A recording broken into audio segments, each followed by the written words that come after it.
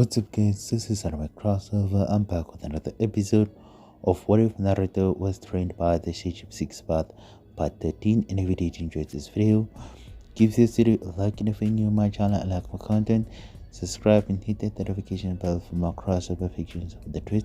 Now let's begin this new video. Chapter 22.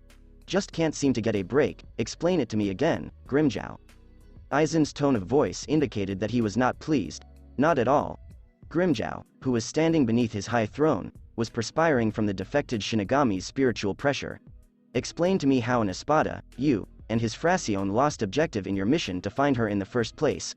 On top of that, your entire Fraccion was defeated by a human, an old man, actually. I was fighting the Shinigami that Yami and Ulquiorra had previously encountered, and he was there, so I took the opportunity to dispose of him, Grimmjow said cautiously. Normally, he refuses to respect anyone and will fight them on the spot, but he knows Aizen is far stronger than him. It's despicable that my Fraccion was beaten by a human, especially an old man. And the scar on your chest. What does that say about you? Tosen asked, drawing a harsh look from the Arrancar. Isn't it a sign of incompetence for an Espada like yourself to be scarred by a human, a substitute Shinigami? Grimmjow clenched his fists till they turned white, snarling in his throat. That's enough, Tosen. He managed to test the limits of the Kurosaki boy to the point where the hollow in him began to awaken even faster than I expected. I see. Aizen then looked at Grimmjow for a few moments before dismissing the Arrancar, much to Grimmjow's relief. He also confirmed that she was there. Aizen grinned, rubbing his fingers. But why would someone like her go to Karakura Town in the first place? Tosen shrugged ineffectively. It's a pool of a lot of spirit energy, so maybe that's what drew her there. Or someone, a different thought occurred to the Shinigami. Ah, I see, Aizen chuckled as he rose from his seat. Naruto Uzumaki. Tosen was taken aback by this. The human with the strange powers? Why would she be after him? That's something I'd like to know, Aizen said, closing his eyes and taking a big breath to take in this new variable. However, on to more pressing matters. Grimmjow and his Fraccion, which I believe is no longer of use to me. He opened his eyes, his smirk replaced with an evil grin. I believe it is past time for them to eat. Tosen immediately recognized what or who his boss was referring to as he bowed to him before proceeding to the doors. I'll drive them there. No, the glasses-wearing Shinigami said, coming to a halt just inside the doorway. After all, we're trying to be discreet about our crippled houseguests, so I'll have Jin do it in the evening. Even Aizen's Espada has no idea what their leader is thinking or what his plans are, but they do know one thing. The guy is always 10 steps ahead of everyone else. I understand, sir. As Tosen exited the room, Aizen nodded, leaving him alone with a tightened fist that destroyed one of the throne's armrests as a result of his momentary fit of wrath. You will pay dearly, Naruto Uzumaki, for interfering with my plans and keeping her from me. Japan. Somewhere it was just another day for Naruto Uzumaki as he ran through the lush forests with his martial arts master, Hayato Furinji, and the titaness, Ria, despite the metropolitan advances of modern life. He left Ichigo and the others in Karakura Town to pursue martial arts in order to better his hand-to-hand combat skills, but not before instructing Ichigo to teach him how to manage his inner hollow before it became out of control. He was now rushing over Japan's vast territories to reach Tokyo, the island nation's capital and home to the rumored strongest dojo, Ryozanpaka. The elder also revealed that he had a granddaughter living with him, as well as the 5 masters of various styles. Dang it, elder, he exclaimed after evading a massive log, to his dismay and Rei's delight. Stop throwing trees at me, says the narrator. The elder merely laughed as he hurled another one, which his disciple again avoided. I want to test your reflexes, and this is the proper way to do so. Proper? There's nothing proper about this, Naruto exclaimed, his gaze flashing back to his training with Jiraiya during the Chunin exams, prompting him to quiver slightly. When he heard chuckling, a tick mark emerged on his forehead. Ria, please be quiet. Why don't you do this with me and we'll see who's giggling? No thanks, Ria answered, laughing as she tenderly covered her mouth with her hand. When she spotted the elder slicing many big tree branches before throwing at Naruto earlier, she made the correct decision to keep out of the line of fire. Naruto's eyes welled up with tears as he dodged a few more stumps. What the hell have I gotten myself into, and how come crazy strong masters always find me?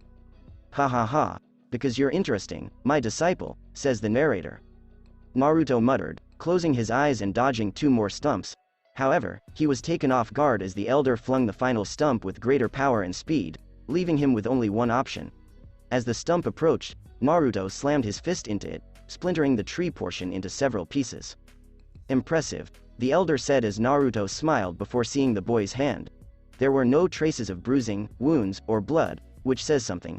His strength exceeds that of most people his age, including Mew and Kenichi, but I'm not sure how strong he is. Sweat beaded on Naruto and Rei's brows as they noticed the elder's eyes gleaming once more. Ria and Naruto both thought, this can't be good.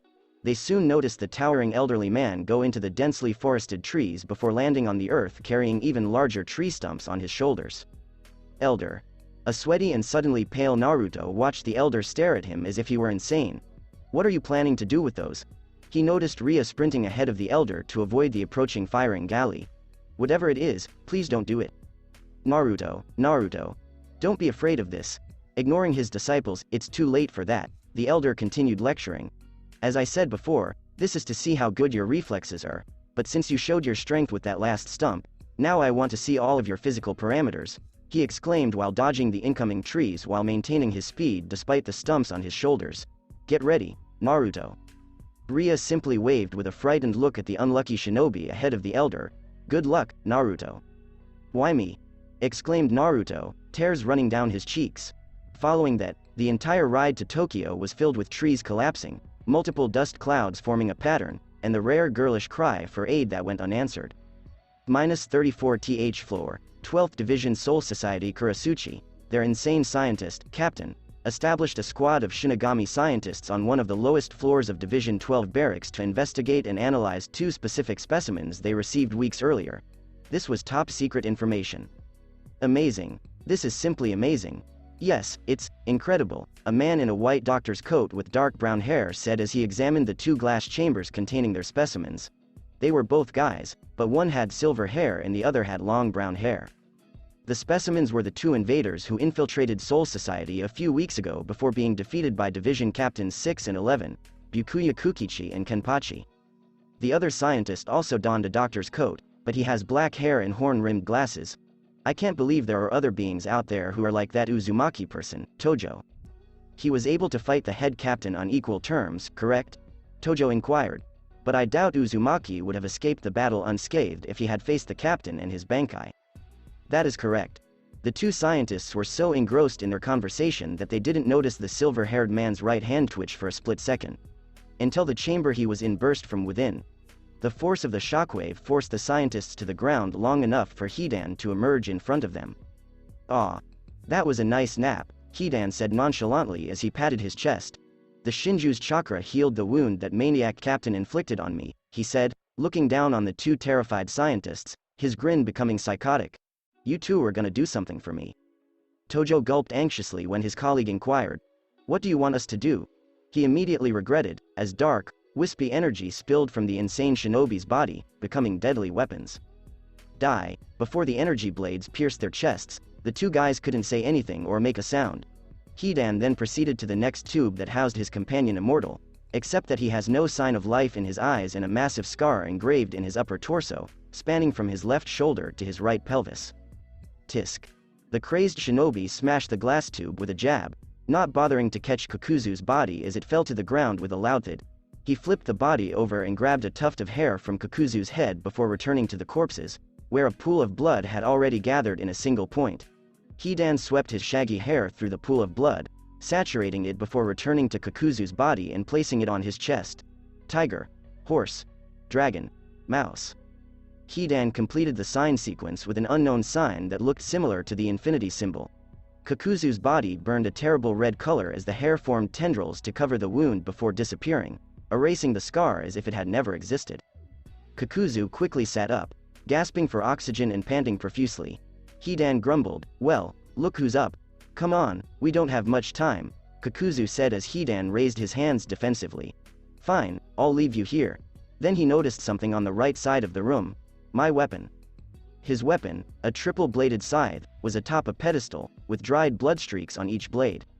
Hidan leapt up and down with delight as he pulled his weapon from the pedestal and twisted it a few times. "Ha ha ha. Time for me to kill people again."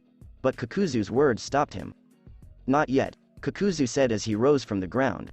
"We must inform the Shinju about This world, he said as he walked over to one of the computers and hit a red button as if he knew what it would accomplish. One of the doors on the far left side of the room was quickly replaced by a brilliant white door. Hidan's glare from behind Kakuzu prompted him to respond to the unasked inquiry. I received their memories, including these Seiken gates, from their blood. Blair, that's freaky even for us. 10 Tails knows some weird techniques and all, Hidan said as he mended his ripped cloak and walked to Kakuzu, disregarding the warning. Blair, Kakuzu simply nodded. For once, I agree with you, he said as he passed through the gate, leaving a gawking Hidan behind. Blair asterisk the Seiken gate closed just as a party of Shinigami with drawn swords approached, led by their insane captain, Kuratsuchi, who went to ballistics and cursed the loss of his new specimens. Blair, Karakura Town Urahara's shop. How much longer are you going to keep me doing this, Naruto? A visibly irritated Ichigo questioned as he meditated on the ground with his legs crossed and the huge zanjetsu in his lap. Another 3 hours since you complained, the clone deadpanned as he sat cross-legged on a boulder. Come on. Stop complaining. This is for you to control your spiritual pressure. In case you haven't noticed, you're a walking billboard for our enemies, saying, hey, I'm here, so kill me already. You and the boss have the fighting style, but you're a lot like him when he was younger, charging in and wasting your energy pointlessly. Aren't you talking about yourself, too? That means you're dissing yourself, huh? When Ichigo interrupted his meditation by pointing his finger at him, Clone Naruto growled. That was only until the boss learned more control through constant training, especially from the sage. I'm just trying to apply that to you, dummy. He didn't even flinch as Ichigo glared at him with shunpo. What? You can't handle it. I'll show you, Ichigo exclaimed as he threw a punch, only to feel the air pass through him as Naruto grabbed his wrist and easily pushed him aside. Despite not wielding zanjetsu, he dashed towards him, effortlessly recovering. Come on. Pointless, shut up, yelled Ichigo as he drew another punch. Naruto sighed as he deflected the strike. You really are a lot like the boss, which is why I'm training you in this. Naruto stood from his boulder, lightly shoving the hand and forcing Ichigo to stumble backwards, before conducting stretching exercises to soften his body. Since you don't want to take it slowly, I guess we'll have to go with the alternative. Huh? That made Ichigo feel a little better. Alternative? What exactly is it? Hello there, exclaimed the two powerhouses when they heard the shopkeeper's voice. They were astonished, however, when they peered up the stairs and noticed a familiar adolescent bunch behind him. You have company, Urahara said as he walked towards them, the kids trailing behind him. Although it did take a while to find them. Hello everyone, it's good to see you again, Clone Naruto said as he approached the crimson-haired beauty and her companions behind Urahara. Rias and her peerage nodded as they approached him and Ichigo. It's good to see you again, Naruto, she said, smiling at the blonde, who grinned back. Hopefully we don't have any interruptions this time. Naruto. The clone said to his orange-haired pal. Why are they here? A solemn Ichigo inquired as he twirled zanjetsu by its cloth, setting devils on edge. Clone Naruto raised his hand. Relax, Ichigo. The boss instructed them to return here once they had found another place to live. Boss? Asia inquired of Issei, Kaneko, and Yuto, who exchanged glances before shrugging their shoulders. Mr. Naruto. Why did you say boss? Because the real me left town a few hours ago. I'm a clone, the clone replied, making additional similar clones and receiving widened eyes from the devils. What? Is it that surprising? He wondered as the clones he created vanished in a burst of smoke. Yuto was the one who responded. Cloning oneself is something extreme even for our kind, and you can create clones on a whim. Clone Naruto was astonished when Issei appeared in front of him with stars in his eyes before he could say anything else. Please teach me that technique. Why? Said the clone, a drop of sweat on his brow. More sweat drops emerged as he noticed Issei's lecherous expression. No. But Issei didn't take it well, tightly clutching Naruto's left leg. Pleassssc. I said no, I'm not teaching one of my favorite techniques to someone like you. Please, Issei begged, tears running down his cheeks. No. While Naruto struggles to shrug off Issei from his leg, the girls, save Kaneko, laughed, as did Ichigo and Kiba. After several minutes, the shinobi was able to capture the male devil by hitting him in the head, causing him to lose consciousness. With everyone's attention on him, the clone cleared his throat. I did tell him no. That's fine. Sometimes Issei needs to be held back. Ria said as Asia went to Issei's body and began to heal him with a bright yellow glow around her hands. That piqued the clones and Ichigo's interest. Hey. Ichigo trailed off, drawing everyone's attention, particularly Asia's. You have the same talent as Orihime. Huh. A shy Asia questioned as Issei awoke, rubbing his head where Naruto's fist had hit him. Your friend has a sacred gear like mine? Clone Naruto and Ichigo both raised their brows. Sacred gears? The two youngsters inquired. Don't you know about the sacred gears? Yuto inquired for his pals because it was the same question. The Shinigami and Shinobi both said no to shakes. Weird. With a nod, the clone agreed. Looks like we all have something to learn about each other, he added as his gaze was drawn to the black-haired beauty that was Akano, who had been staring at him the entire time. Is there something on your mind, Akano? Akano laughed quietly behind her hand. I just keep wondering what else you're hiding from us, she said, her attention descending to a certain region of the blonde's body. She flushed as she became slightly aroused. Clone Naruto stuttered, his face flushed, while Ichigo snickered. Ria sighed at her friend's demeanor, but she couldn't blame her. Naruto is a stunning human. Now that we've gotten all of that out of the way, why don't you tell us about your brother looking for Naruto? Ichigo asked abruptly after a little laugh. Don't forget about the sacred gears. Before she could respond, Rias noticed a couple of folks were missing from the previous night. Where are the tall dark-skinned guy and orange-haired girl? Chad and Orihime. Ichigo paused for a while before turning to face the clone. Where have they gone? Shouldn't they be present? This has an impact on everyone, even the Shinigami and Soul Society. Soul Society? All the teenagers wondered. They were all taken aback as clone Naruto vanished in a burst of yellow and reappeared swiftly with Chad and Orihime, both of whom didn't look good at the time. How did you do that? Rias inquired. Wow, that was quick. Clone Naruto only smiled at her. Secret, when the girl crossed her arms and pouted, he laughed. But, seriously, you'd better get started talking. The clone stated solemnly, receiving a nod from an equally solemn Rias. Okay. Many years back. Otherwhere in town. Man, in fury, a clearly irritated Hidan knocked out a tile of the roof. Tell me again why we aren't killing people and finding Uzumaki. After fleeing their captivity, the immortal duo found themselves in a little village full of people who possessed energy akin to the chakra their people wielded in their world. Because we're in need of reinforcements, those Shinigami. Kakuzu sneered, recalling his fight with one of the captains as he moved to the edge of the roof, where he notices people passing past the building they're standing on as if nothing was wrong. They should not be underestimated. I made that mistake throughout my war, and I'm not going to make it again anytime soon. It appears to me that you simply want to humiliate them. Fine, so, how many will we summon from the main forces? None. Eh? Hidan stared at him, dumbfounded, until something else hit him. Do you really mean them? Kakuzu nodded politely. Even for you and me, that's a touch extreme. Not to add that they are the Shinju's elite force, and they never leave his side unless absolutely necessary. The immortal then casually shrugged. But what does it matter to me? Let's get started. Both shinobi took out a kunai and cut their palms, Kakuzu with his right and Hidan with his left, before placing their blood on the ground and drawing a huge circle.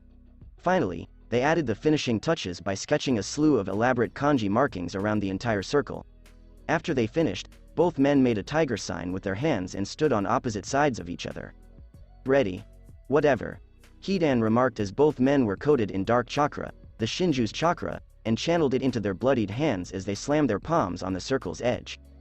The blood-made circle and the kanji within began to shine as a whole with a black flame-like outline appeared over it, as if it were devouring it.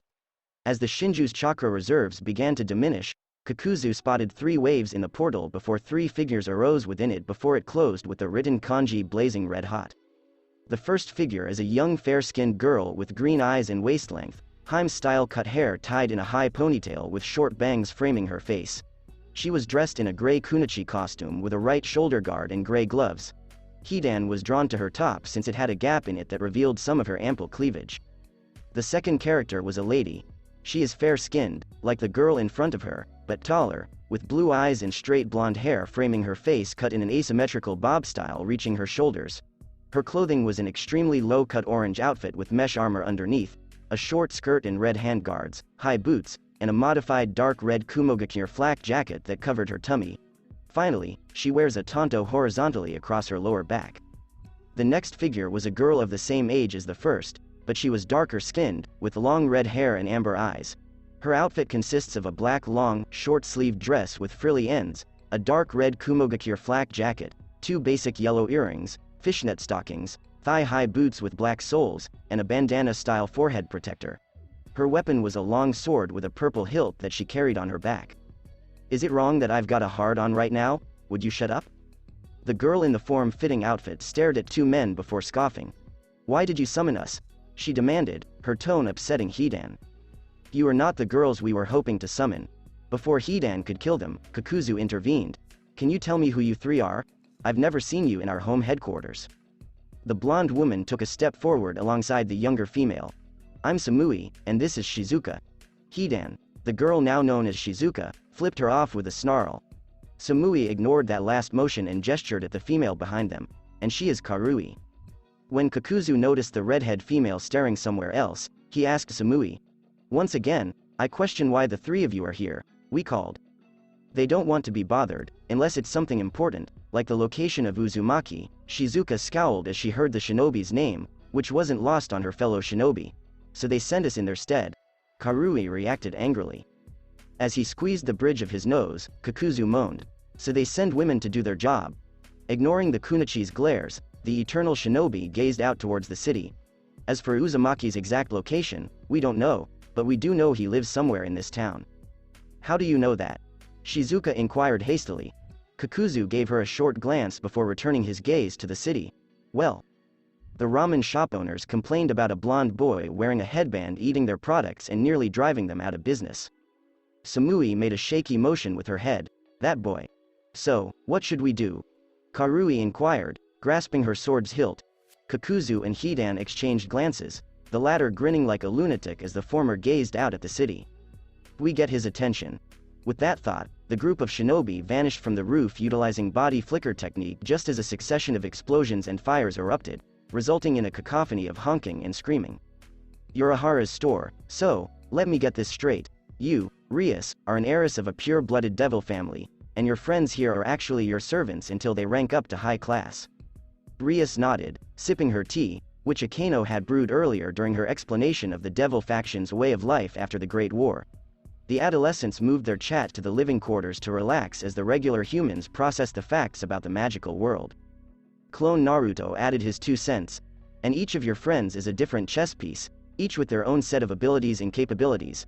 He reclined against a wall, his arms crossed. And most of them were originally humans. Yes. Clone and Ichigo Naruto exchanged fleeting glances before disappearing in a burst of smoke, frightening everyone except Rias and Akeno. What happened to him? Asia wondered, her voice wavering. He's a clone who can disperse him so the information can be relayed to the real Naruto. Ichigo said casually, popping his knuckles. Amazing. Ichigo sighed and shrugged. It's not all that impressive, if you ask me. He moved his focus to Issei, who was attempting to get a feel for Kaneko, only to collapse on the ground after getting smacked in the family jewels. So pervert boy over there has a sacred gear, just like the 2 blondes here. Ichigo inquired, referring to Yuto and Asia, both of whom nodded. What abilities do your sacred gears possess? My sacred gear is called Sword Birth. Yuto clarified his gear by summoning and then dismissing a broadsword. I can make any type of sword I want, with different elements in each. Not too bad. Ichigo turned to face Asia, who shivered slightly at his angry stare. What about yours? The anxious Asisa gazed at Rias, who nodded before extending her right hand, revealing a silver ring on her middle finger. Twilight Healing is my sacred gear. It has the ability to heal even the most severe wounds. You really are like me, Orihime yelled out happily with a smile, which made the small blonde girl smile. Cool. That means that you and I are the most crucial members of our teams. Yuto cocked his brow. Why do you say that? Orihime recounted Naruto's tactical viewpoint on group healers. Oh, I never considered it in that light. How about you, pervert boy? How about you? Ichigo inquired when he noticed Issei rising up, who stared at him when he was summoned. Well, the former human was unable to respond because a major power from another section of the city reached all of his and the others' senses. Do you guys feel that? 5 of them, apparently. Chad pointed and Orihime and Asia embraced in dread. They're all located on the west side of town. Let's get started. We can get there in less than a few minutes if we all run full pace. Or, when Rias spoke, Ichigo came to a halt and turned to face her, summoning a giant crimson circle with a rose in the center that surrounded them. I can use this magical circle to teleport us there in an instant. Or we can do it that way instead. Ichigo mumbled under his breath as a red light encompassed them and then vanished from the underground refuge. Meanwhile, the Heavenly Throne, Commander Michael, I have important news. When his brother appeared in the throne room in a dazzling light with such urgency, the Seraph and his sister were taken aback. Low-level angels are normally not allowed in the throne unless they get permission from their lord or the Seraphim, although even they must have permission from him. However, because Michael is in command, and because of an unexpected and unforgettable occurrence involving their father, the Archangel authorized one low-ranking angel to enter the throne room for one purpose: to seek for and observe the human and champion of Poseidon, Naruto Uzumaki. It took some time to locate the human, but they made progress when the scouts sensed two abnormal power levels somewhere in Japan and teleported there to see strange beings battling Naruto Uzumaki and his companions. When the angel scout returned to provide his report, Michael and Gabriel were perplexed at the beings described as having dark powers comparable to yet distinct from those of the devils. They were perplexed even more when the scout reported seeing a genuine Shinigami assisting Uzumaki in fighting the monsters until they retreated. "Relax, my brother. First, take a deep breath, and then speak," Michael stated soothingly as his brother complied and took a deep breath to calm himself. "What exactly is this urgent news?" "First and foremost, strange humans are destroying Karakura Town, where Naruto Uzumaki lives." This made the two Seraphim nervous. "What happened to the humans who were living there?" Gabriel inquired, alarmed. Her younger sibling shook his head. "I see." Michael frowned because he loathed seeing his sister in distress. "What about Uzumaki?" The Seraph inquired of the scout. "Chief Michael. Naruto Uzumaki, the human, left Karakura Town this morning with an elderly guy and a young teenage female. They were traveling east, most likely to one of Japan's coastline cities. Sir, they were faster than any other human. I lost track of them after they left.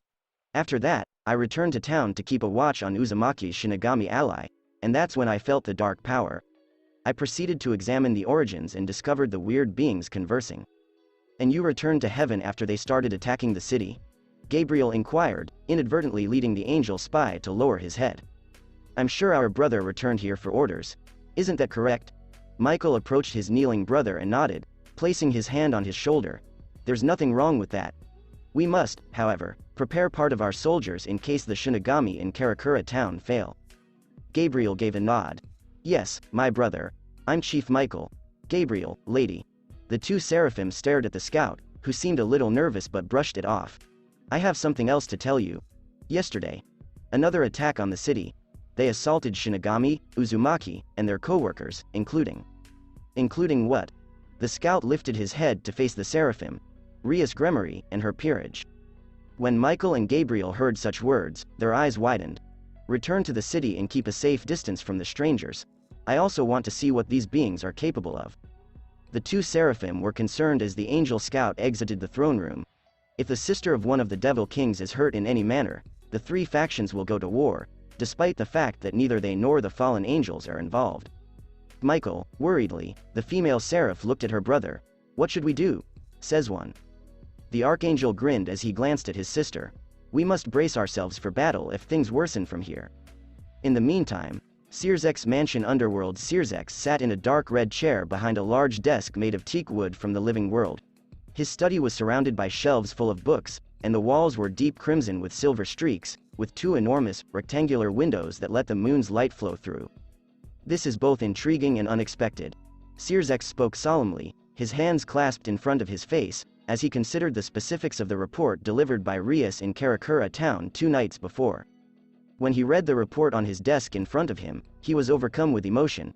He is pleased of his sister because she not only found Poseidon's champion, Naruto Uzumaki, but she also confirmed the existence of the Shinigami through the boy Ichigo Kurosaki.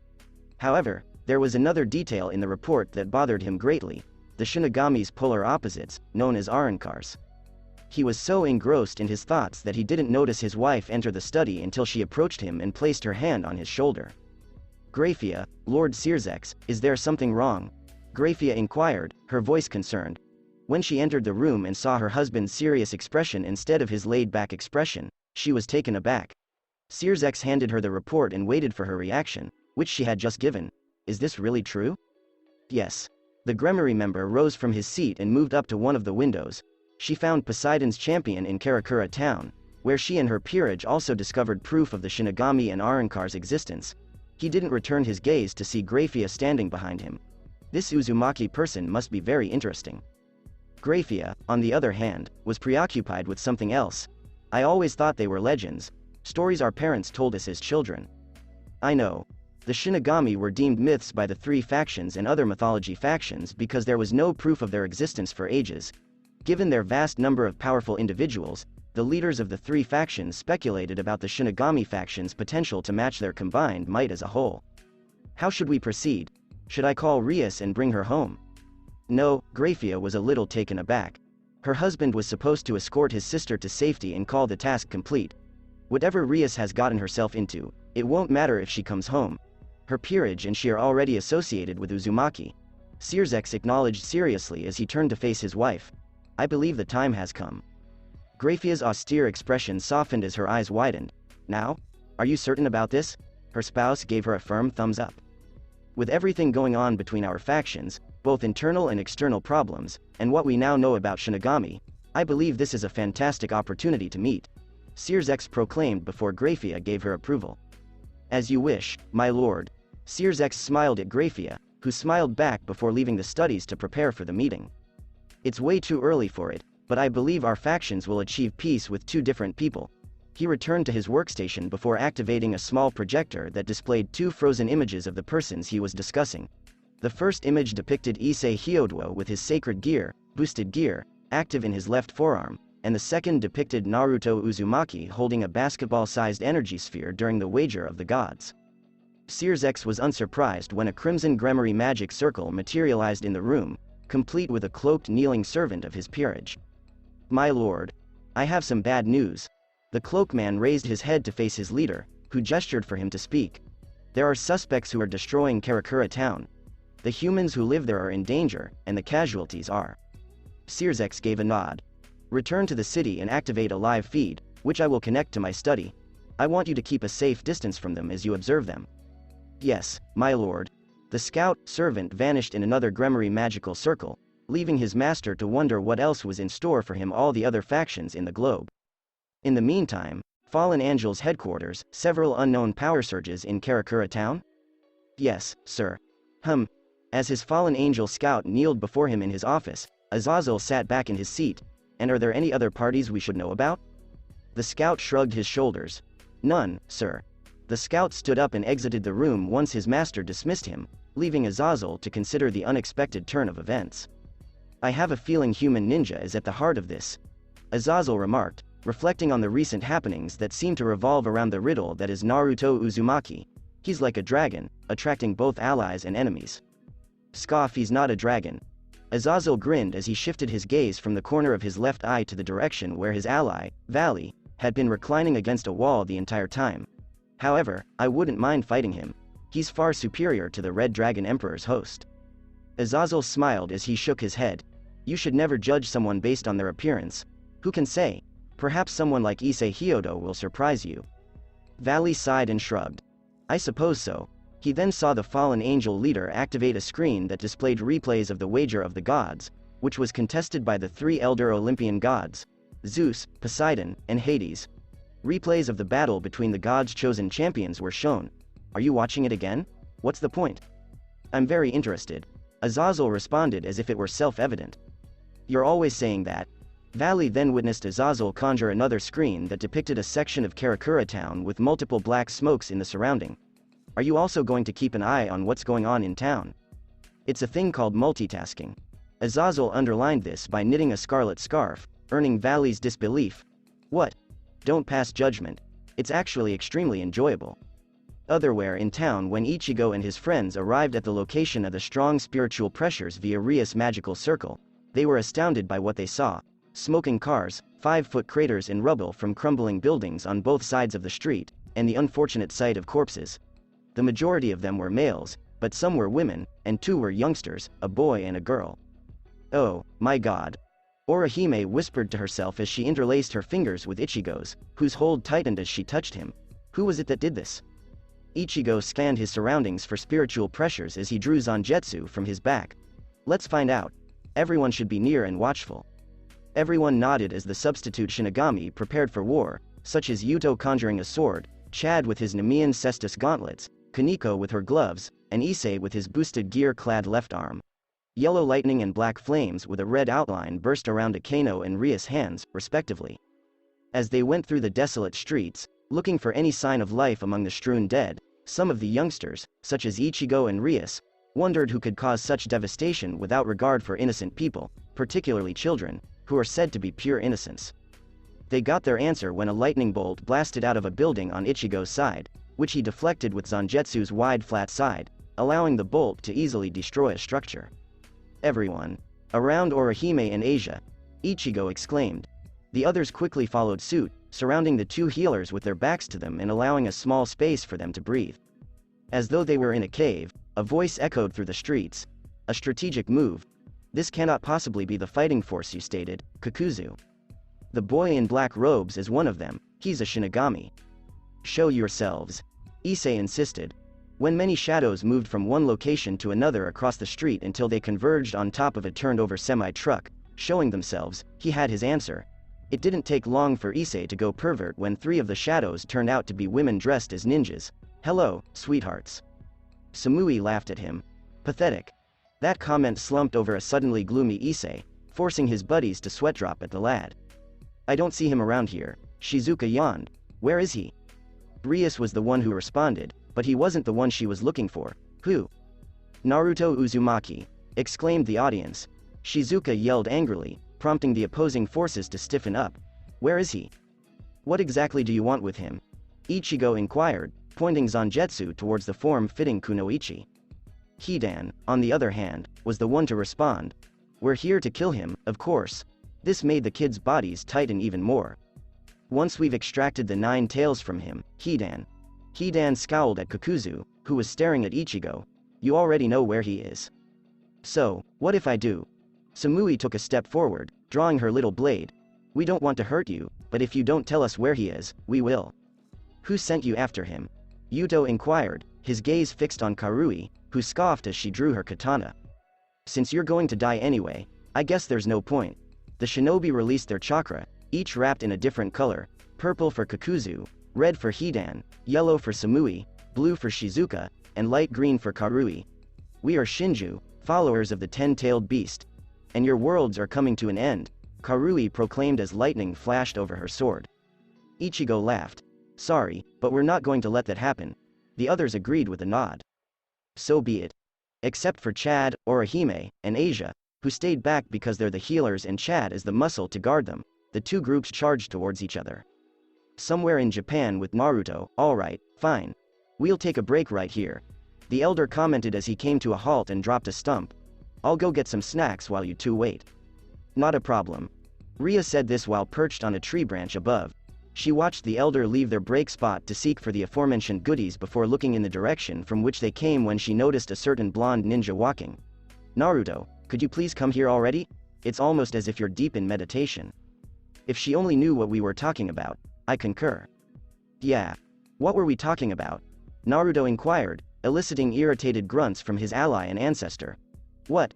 He turned to face Ria, who was staring at him. "Sorry. I'm just taking a break." He then sat at the base of a tree opposite to the one Ria was sitting on. "Wake me up when the elder returns." "Sure." Ria responded as Naruto closed his eyes for a nap, snoring from his mouth. "Boys." Meanwhile, Naruto was feigning slumber while communicating with his partners via telepathy. "Now, let's get back to whatever we were talking about. It's all about this training you've decided to take under the old man," Kurama remarked, surprising his Jinchuriki. "I don't think you should have taken his offer." "Why not?" says one. "Right now, you, Ashura, and I are at odds. This Furinji style and Katsujinkan nonsense will impede your fighting style. You're a shinobi and a Jinchuriki." "Kurama, slow down." Ashura spoke loudly, halting the fox's surprising rage before shifting his gaze to his descendant. "Naruto, what our tailed beast friend was trying to say was that the elder's way of fighting might. It certainly will. Hush. It may produce tension within you the next time you fight someone who intends to hurt you or your friends." Naruto was careful not to display his emotions while sleeping so Ria wouldn't notice. "Kurama and I both wish you had consulted us before making your decision." With a tinge of hurt in his tone, Ashura remarked. I apologize." Naruto sighed mentally. Things have been crazy for the ninja lately, but that is no excuse. You're correct. I should have talked to you about it. I apologize. I sense a but coming. Naruto proceeded to speak. However, I believe the Elder's instruction will improve my taijutsu even more than before. And then what? I'm curious about my natural parameters when I'm not using ninjutsu or sage mode. I'd like to see how I do in battle without them. Naruto repeated this, allowing it to seep into his companions' heads before going on to something else that his clone had brought him. Rias is a king. How exactly does that work? Ashura grumbled at his descendant for shifting the topic. Reincarnating ordinary humans into devils in order to boost their population, and they decided on a gaming system to keep their servant in line. Kurama either accepted Naruto's reasoning or forgot about it, since he let out a snarling roar when the devils in their system were mentioned. If you ask me, they seem to treat them like slaves. In our planet, the shinobi considered myself and my brethren as weapons. I thought I had gotten rid of your hatred for humanity back at home. I'm sorry, Naruto. I just felt, when I viewed the clone's recollections. Naruto exhaled a big sigh. I get it, buddy. But things have changed, as you are aware. Kurama snorted knowingly. Of course, I know that. Sure you did, Kurama. Naruto responded sarcastically till he opened his eyes just as his master returned with food and declared the break over. There's something else that's bothering me. He remarked this as he stood up and headed over to the elder to have a food, only for the elderly man and Ria to flee at full speed, forcing him to pursue after them at the same pace. Besides your master taunting you with snacks while throwing log stumps at you, Ashura brought this up. Say what? Naruto saw a log stump coming for his head and had to sidestep it again. Oh, please, that isn't what bothers me. Then what? I suspect something bad is going on in Karakura Town. Perhaps I should send another clone back. You don't have to do that, Naruto. You, like I and Ashura, are aware that your companions are capable of protecting themselves. Believe in them. Wisdom from Kurama. Thanks, I've been working on it for quite some time. Naruto smiled as he smashed his fist into another stump that splintered into hundreds of wooden bits and hurtled at his face. He couldn't get rid of the uneasy sensation in his stomach. Karakura Village, Getsuga Tensho, says the narrator. A massive blue wave ripped into a building, aiming to annihilate its prey, the shinobi known as Kakuzu. Damn it. Ichigo appeared behind Kakuzu on a nearby structure, Zangetsu already in mid-swing. Take this, you bastard. Kakuzu slipped under the strike and turned on his heels to execute an uppercut punch that Ichigo couldn't evade, propelling him up into the blue sky before sunshining above him and hammer punching him to the ground. Gah. Kakuzu Sunshine appeared behind Ichigo with a lightning-covered fist, ready to impale him. However, Kakuzu was caught off guard by a wall of red and black flames that forced him along a line of abandoned cars. Rias stood to his right, his clothes smeared from the battle. Thanks. Rias nodded and flew to him, her wings spread. Not a problem. The two then proceeded down the street, where Yuto and Kaneko were facing Samui and Hidan, and Akeno and Issei were facing Karui and Shizuka. How dare you attack my servants? This is not acceptable. When Rias said that, her slaves jumped back just as the red-headed girl swung her fists, unleashing a large wave of the red-black energy that swallowed the shinobi and the three kunoichi and disintegrated both the road and automobiles to nothing. When they saw nothing, they rejoined Chad, who was still protecting Orihime and Asia. Ha. That was simple. Issei was overconfident, but that changed when he saw Ichigo and Rias' harsh expressions. Too easy? What do you think? Ichigo inquired before unleashing another blue wave to block a lightning bolt from above. Because these are Naruto's people, we must be extra cautious of them and their abilities. Their attention was drawn to a familiar voice. Indeed. The teenagers turned to their left and saw the 5 superhuman ninjas alive and well, with no obvious wounds. We are far superior to you all. With his arms folded, Kakuzu stated smugly. Would you like to back that up? Yuto clutched his sword before vanishing from view and reappearing in front of Kakuzu, only to be stopped by Karui. You're going to face me? Karui smirked as they collided with their swords on the ground. Why not? Says one. She inquired before channeling her lightning chakra into her blade and slicing through Yuto's weapon like paper, causing the latter to jump back in surprise. My village has a shinobi who specializes in lightning-style techniques. Observe. Yuto conjured another sword, this time surrounded by flames, just as Karui activated a technique. Lightning strike. Overhead. A big and slender crescent moon-like lightning blade quickly arched over the road, giving Yuto no time to block with his flame-adorned blade. His body trembled and twitched like he was having a seizure while screaming in pain. Yuto. Issei yelled as the girls stared in disbelief before hearing his gauntlet scream, "Boost! All well, then. Ichigo, get Yuto out of there." The Shinigami nodded before shunpoing in front of a stunned Karui and kicking her away from him before disappearing with Yuto back to their position.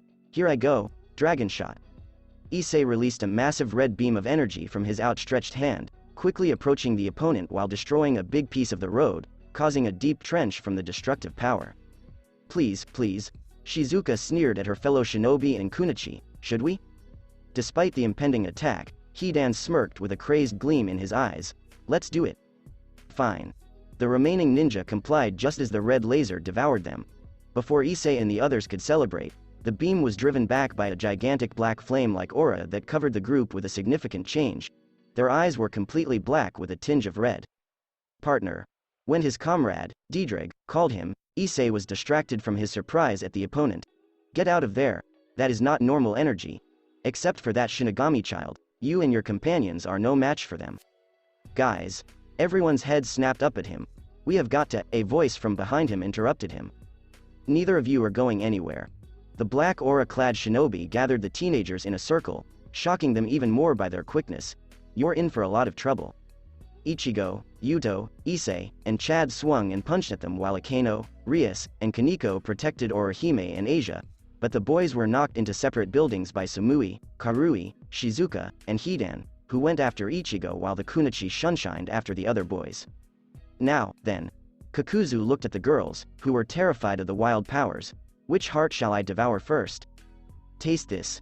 Akeno pointed her right finger at the shinobi and unleashed an arc of yellow lightning, but Kakuzu's aura just redirected it to the pavement. "But how?" "The chakra of the Shinju is more powerful than any of you can produce." Kakuzu made a few hand gestures before lightning arched from his feet to the lady's feet, attaching them to the ground and preventing them from moving or escaping.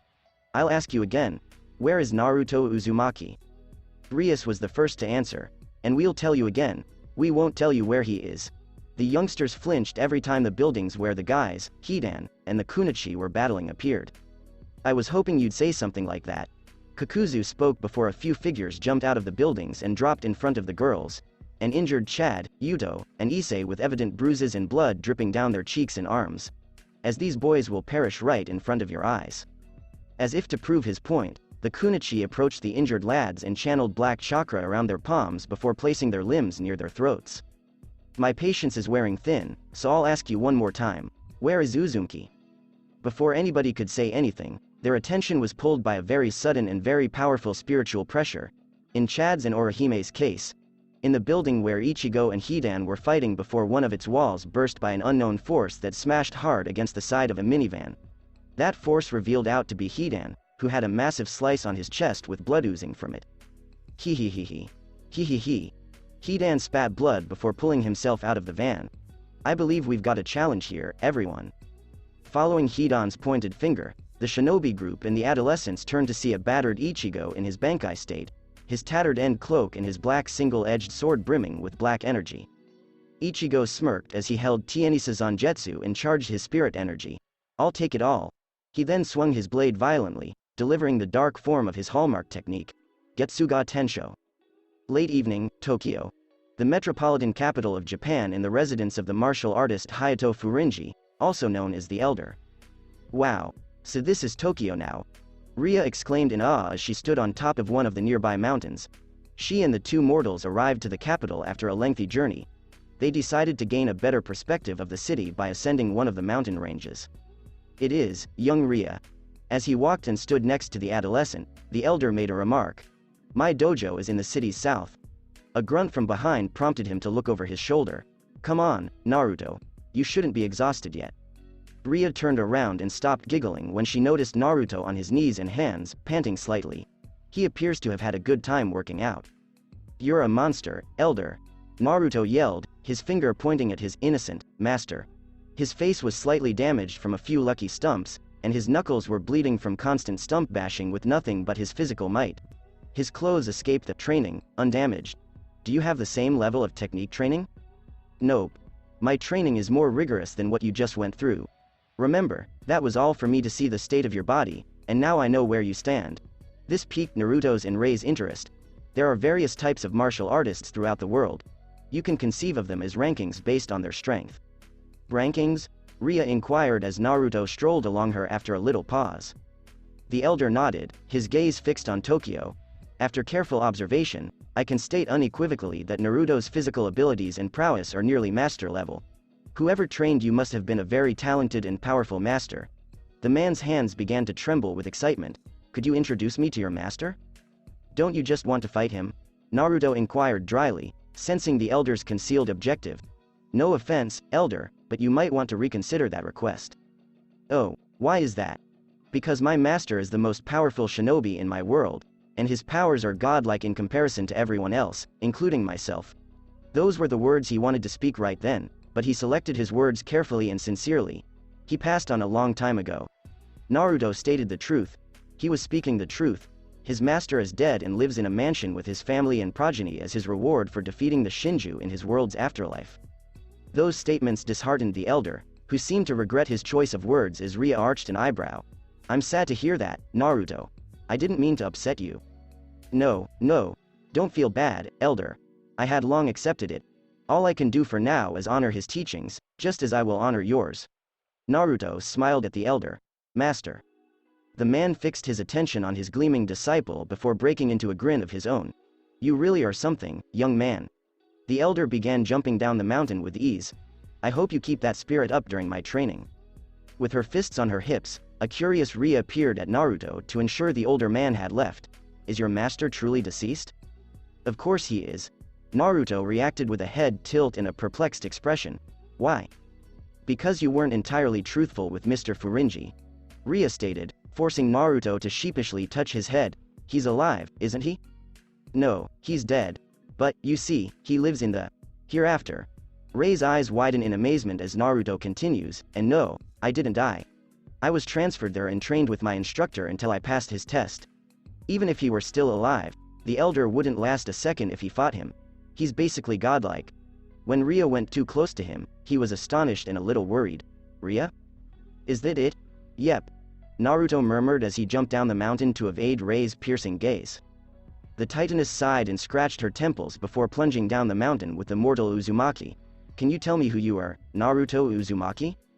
Las noches Hueco Mundo, Shinigami, where are you taking us? The ever-smiling Jin said nothing as he led the Arrancar, Grimmjow, and his Fraccion down a row of descending circular staircases that seemed to go down further and further than what Las Noches was built on the exterior. When they reached the bottom of the stairs, they were confronted with two large deep red, darkish purple doors that reached the extremely tall ceiling with elaborate decorations that represented a group of people, 12 of them to be exact, governing over the ancient ages of the world of the living. What's behind these doors? Weifolt said as Jin opened the doors with a simple tab. The Shinigami and Arrancars entered the room with nothing to fear until the latter group felt an enormous surge of powerful yet dark spiritual pressures. Grimmjow's strength was darker than their combined spirit energy. Arrancar snorted. Is this some sort of scare tactic Aizen devised, because he'll need to do better than this? Yes and no, Jin responded by snapping his fingers to activate spotlights from the ceiling, revealing 3 different weapons on separate pedestals to keep them in place. When the items were exposed, the Arrancars were immediately intimidated because they are the source of the evil spiritual pressures they are experiencing right now. The first weapon was a sword with a pale white hilt and a purplish pale red double-edged blade. There were pointed claws near the hilt that stretched upwards, as well as another set of claws towards the top of the pommel. The second weapon on the right pedestal was a golden sword with a notably shorter blade than ordinary swords. It had no crossguard and a huge pommel. A burning sun sign with 4 diagonal rays reaching the ends was near the tip of the blade. The weapon was a gladius, a sword wielded by the Romans before the Roman Empire's inevitable demise. The third and last weapon in the middle was a scythe, which had a long black shaft with a 6-foot black crescent moon curved blade and a thick grip covered in pale golden leather. Those aren't ordinary weapons. One of the Arrancars mentioned as he gulped from the severity of the scythe's great force, like the rest of his Fraccion, including Grimmjow. There's no doubt about it. Maybe they're gifts for one of us. If that's the case, I'm getting the scythe because it looks badass. No, me. They were so preoccupied with determining which of them would receive the 3 guns that they failed to observe Jin discreetly heading back to the entrance. Grimmjow turned around to view the Shinigami and heard 3 words from his smirking mouth just as he recognized the Shinigami's absence. Time to feed.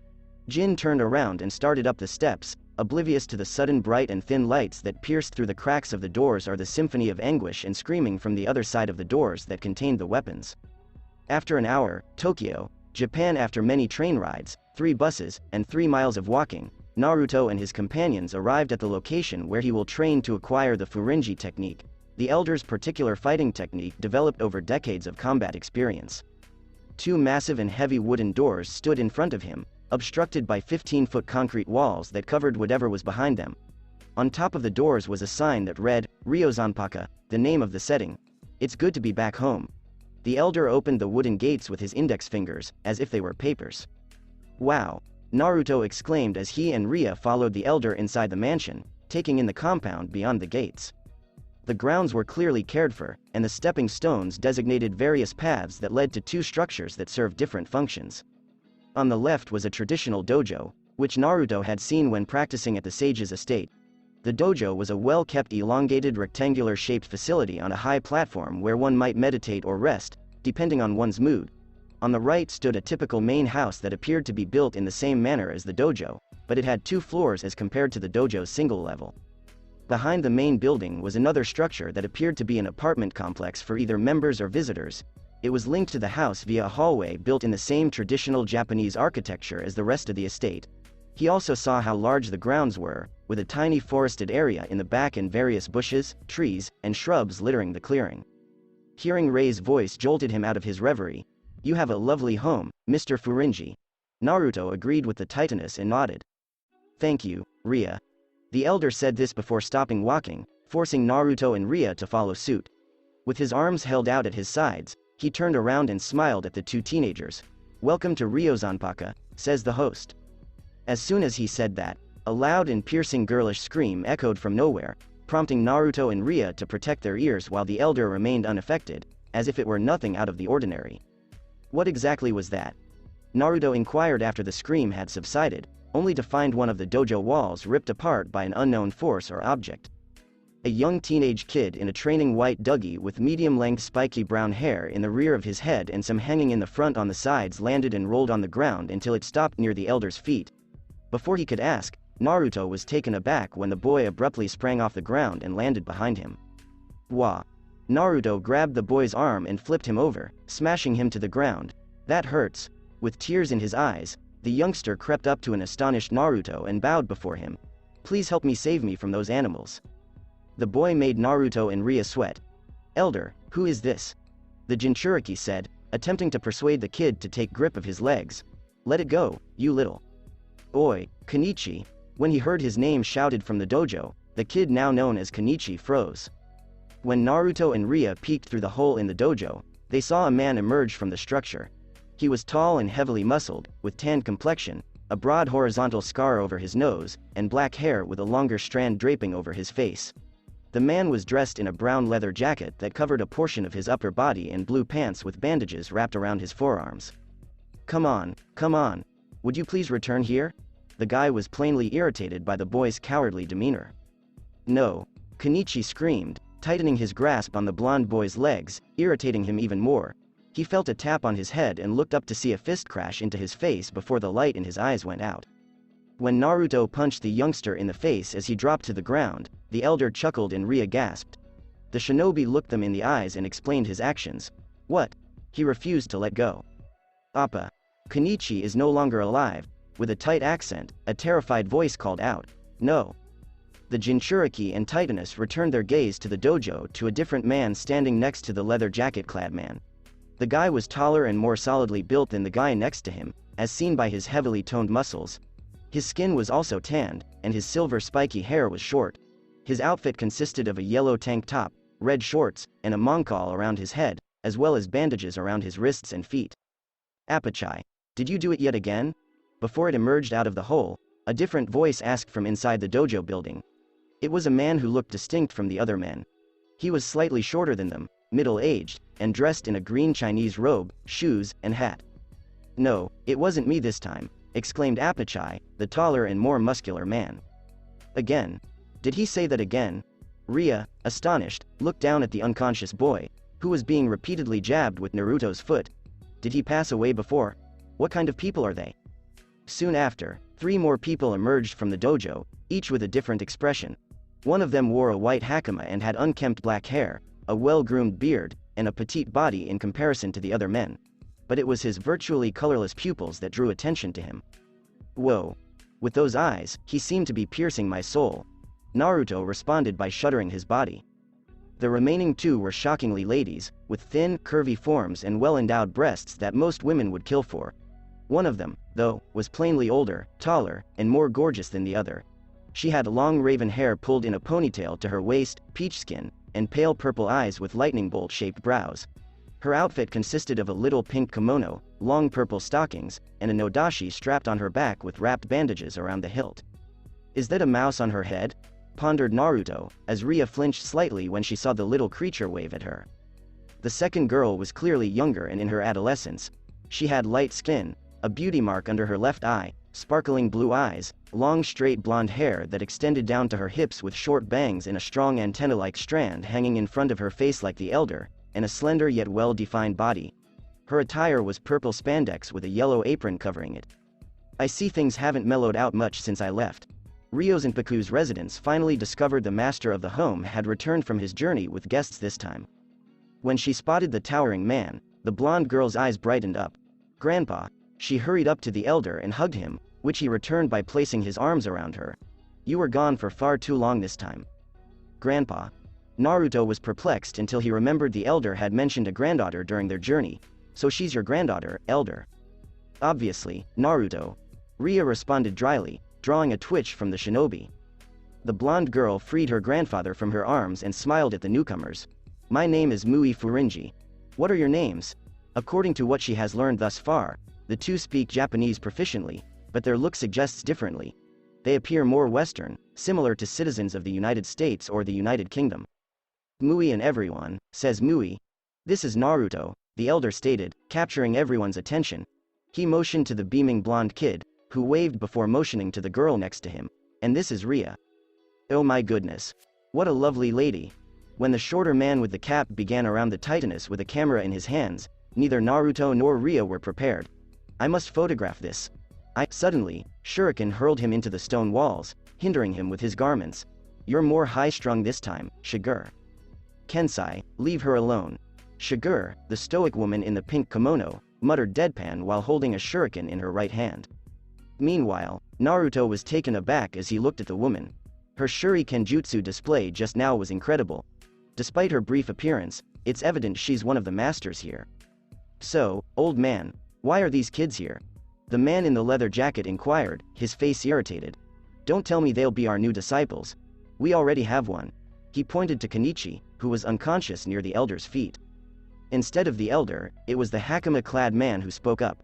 "Ria isn't here for training, Sake. She's come to help Naruto, who will be training in the dojo." "Hooray. New follower. Appapapa. He appears to be more resistant to our torment, training, than our first disciple." After evading the shurikens, the shorter man stated with a cheeky grin as he proceeded to the others. "Perhaps weapon training. Yes. Another person for my death. The workout machine I just created." Sweat dripped down Naruto and Rei's faces as they noticed glints in the master's eyes, while Mui giggled nervously for her blonde partner. Their intentions were put on hold when the elder revealed his ideas. "Actually, Naruto will be training under my tutelage here in Ryozanpaka." Mui and the mouse, among the masters, had slack mouths and gazed owlishly. "I will train him in the Furinji style." Even the frightened citizens of Ryozanpaka had one thing to say in response to such news. EHHHHHH, to be continued. That's it for this podcast. Thank you for listening to this video. If you did enjoy this part of the story, like, share, subscribe for more, and thank you all for helping support and have a great day.